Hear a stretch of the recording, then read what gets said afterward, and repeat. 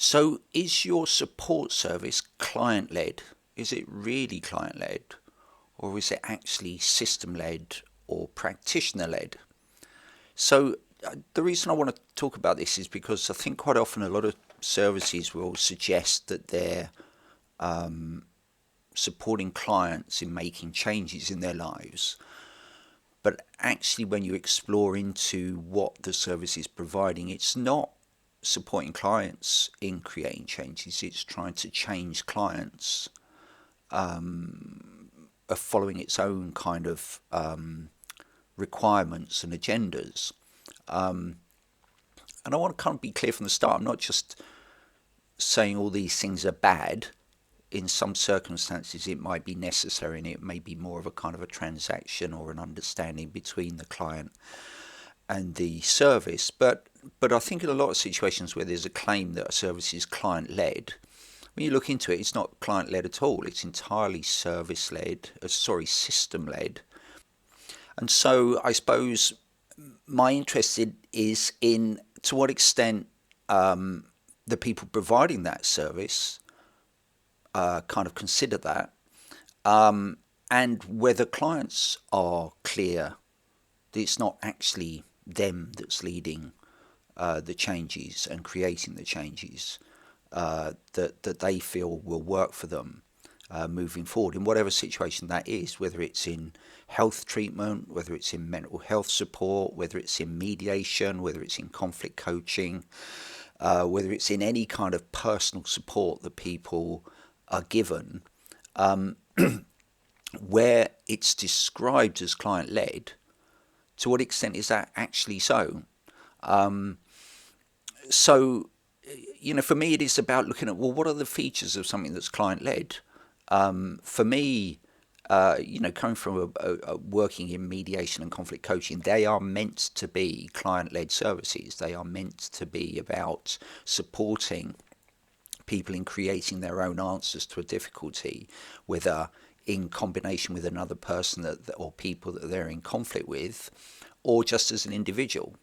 The focus of everything that we consider in our practice is about ensuring that it's not us trying to fix people, and our practices, excuse me, our practices and our foundations, certainly where I work and what I train people in, is in looking at to what extent am I trying to fix this person's problem for them, because I'm never going to live their life afterwards. So why am I trying to fix my version of their problem as I see it? It's about me constantly being aware of and then practicing in a way that is always keeping the focus on what the client wants, how they understand their difficulty, seeing them as the expert in their situation.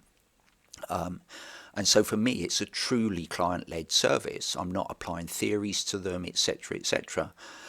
But and that's not to say that there aren't many approaches to both mediation and conflict coaching which also don't seem to consider whether it's actually client-led or not. And the features of things which I see as system-led and practitioner-led are the things I'm going to talk about. And this isn't to say they don't also turn up in the field of mediation and conflict coaching, but at least within mediation and conflict coaching, I'm very clear that that is our ultimate aim, and I'm satisfied that the approach we use means it is genuinely a client-led process. But it's where I see services suggested to be client-led, and they're just not. I can't really see how they are in any way, shape or form, because they're bringing in a predefined kind of process or kind of journey for the client, and often even predefining the outcomes of the process for them.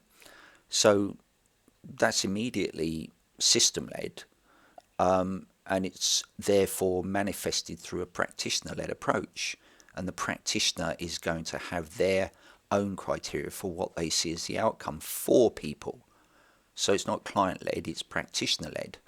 And often behind that, it's system-led as well. So, for me, features of what might be kind of manifestations of something which are system-led and client-led are, what are the outcome measurements? Are they based on what the client says, or are they predefined? What are the who decides what those outcome measurements are. Again, is it the client that says, oh, I found that really useful, or is it client, satisfied in my view, criteria ABC? So it's an assessed outcome of the client rather than the client speaking for themselves. So that's practitioner-led, and it's usually therefore in the background system-led as well. So this means the clients are kind of jumping through hoops for the practitioner and the system. It's not a client-led process. I mean, if I give you an example, I haven't had this process, but my understanding from pretty much anybody who I've spoken to has cognitive behavioural therapy, it would seem, happy to be,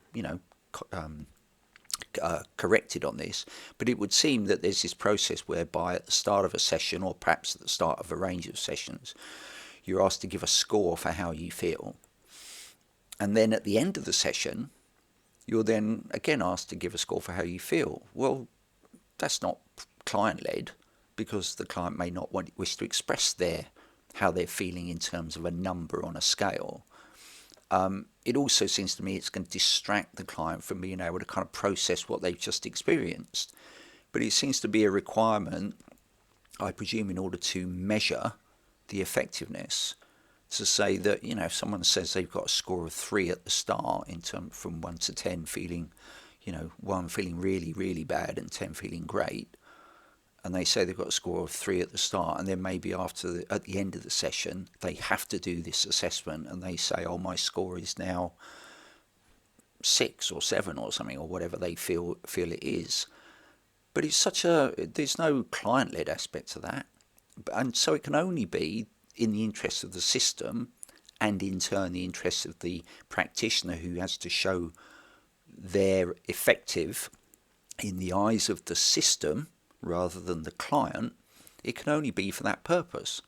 So that's not a client-led process, because if it's client-led, it will be a qualitative review by the client of their experience of the process.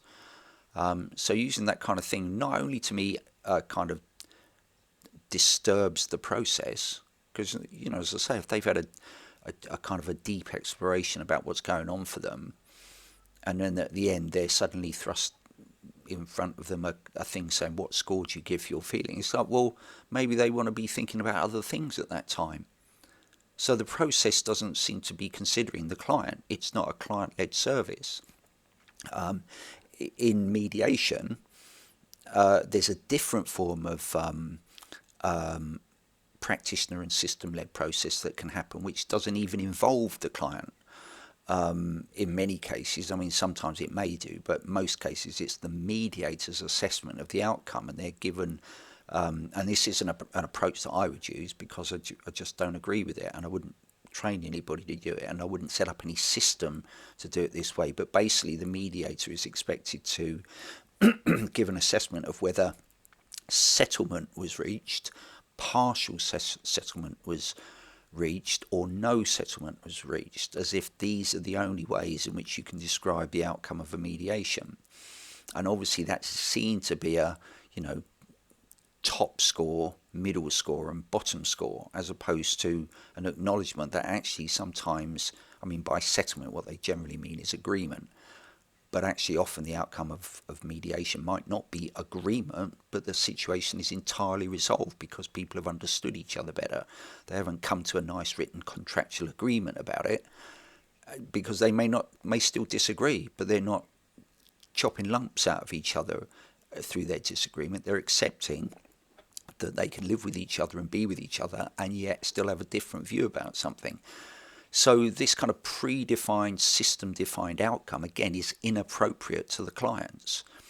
So these are all the different ways in which, I'd ask you, if you're kind of, listening to this, if you work in a process that is claimed to be client-led, to what extent is it really client-led? Is it really client-led, or is it system-led and then in turn practitioner-led? So if I give you another kind of analogy from the mediation world, or not analogy, a comparison from the mediation world, sometimes I might hear mediators say, and sorry, I kind of have an inward laugh when I hear it, or slightly sad laugh as well, because I might hear a mediator say, I resolved a dispute between two people. Well, a mediator never resolves a dispute between people. It's only the people themselves who can resolve their dispute. So for me, again, it's the practitioner thinking that they're the fixer. And it may well be that they've acted in such a way that they have sought to fix it. But what that would tend to mean is they're using kind of coercive and manipulative arguments to try to get people to jump through a hoop on their behalf, rather than genuinely support people in creating outcomes that work for them. And this is appearing more and more within areas of legal mediation, where, I've heard many anecdotes and interacted with people who've had that form of mediation, and they simply are unhappy with the fact that the mediator simply took over and kind of pushed people into getting an agreement, so the mediator could say, I resolved the situation. So it's more for their kind of status, their ego, their seeing themselves as the fixer, and so therefore it's a practitioner-led process, which again in the background will often be because they think that's what they got to do from what the system requires. But even where it's felt the system expects that, you don't have to operate that way as a mediator. You can still facilitate people in coming to their and creating their own answers, and in turn that's a more effective outcome, because if they've created the answers, it's going to be more likely to be sustainable and effective, rather than people being put under hot pressure in a meeting to do what the mediator is trying to push them to do. So therefore it's a practitioner-led situation in those circumstances. And what I mean is that this transfers over to various other contexts as well, where in healthcare, I was pleased to see the other day an article in the British Medical Association journal, I think it was, where they're actually starting to be concerned with how some healthcare practitioners speak to patients. So just simple things like, we're going to put you on this medication. It's very much a kind of practitioner-led process. It's not saying this is the medication we feel is most appropriate to the symptoms, and this is why we're recommending it. What are your thoughts about that? So it's a choice for the client. It's a client-led decision. But when language is used like, oh, we're going to do some tests on you. We're going to give you, this injection. We're going to give you this medication. We're going to put you on this, whatever. It's as if the client is entirely passive and not acknowledged as having a view. And this is, again, it's a common complaint that a lot of people have about their treatments, that they're not given a choice. They're not recognised as having the capacity to make a choice. So therefore, it's very much a system-led and a practitioner-led process. It's absolutely not client-led. And so, in any of these situations, I guess what I'm wanting to kind of compare is something client-led, and that manifests in how the practitioner, engages with the person. It's about the structures around the process. It's around whether at the end of the day it's entirely up to the client whether they do or they don't do something. So again, for mediation, there are a lot of people argue for compulsory mediation. Therefore, by definition, it will no longer be a client-led process. It will not be a person-centered process. Perhaps that's not important to the people suggesting it, but for me it's crucial to the effectiveness of mediation that it's voluntary. But then also in other contexts, you might have situations where people are perhaps treated, as I said earlier, with, as an example, cognitive behavioural therapy for a mental health challenge. And if that's the only option they're given, or the only option they're kind of perhaps allowed to consider, again, it's a system-led, and it's I guess in that case it's system-led only because people then turn up whatever the practitioner does. But where there's a process which is categorizing a client before they proceed with any process, it's not client-led because the person is being categorized in order to fit the system that's then going to be applied to them. So, these are just questions that I kind of think are often not considered. There's often this assumption that, we're doing a good job because we're fulfilling the requirements of the system, but who cares what the client thinks? I'll give you another example. I've had complaints about large organisations before, and I've literally been told by those organisations that my complaint is now resolved, and that's because the system, the kind of overall body, I've had one difficulty with an energy company and one with a bank, and they've obviously got these overseeing larger bodies that oversee their approach to kind of complaints. And those larger bodies will have put in particular criteria for what they're supposed to do in response to a complaint, and the client's got nothing to do with it. It's a system and organisation-led process, and you're supposed to just passively accept that when told that your complaint has been resolved, it's been resolved. You have no say in the matter. It doesn't mean to say that I have to accept that and that I can't go back and revisit my complaint, but the very fact that they think that they can tell you that your complaint has been resolved it's ridiculous. So therefore it means they're going to get repeated complaints being made, whereas it could be that actually they could resolve the initial one through a more client-led or client-considered process.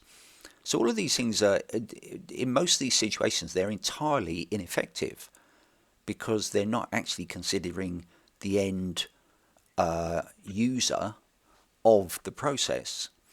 I would say within the court system as well. I mean, I could come up with various examples where the very ignoring of the considerations of the client are the very reason that the processes aren't effective and that things get overwhelmed, and there's kind of continuous revisiting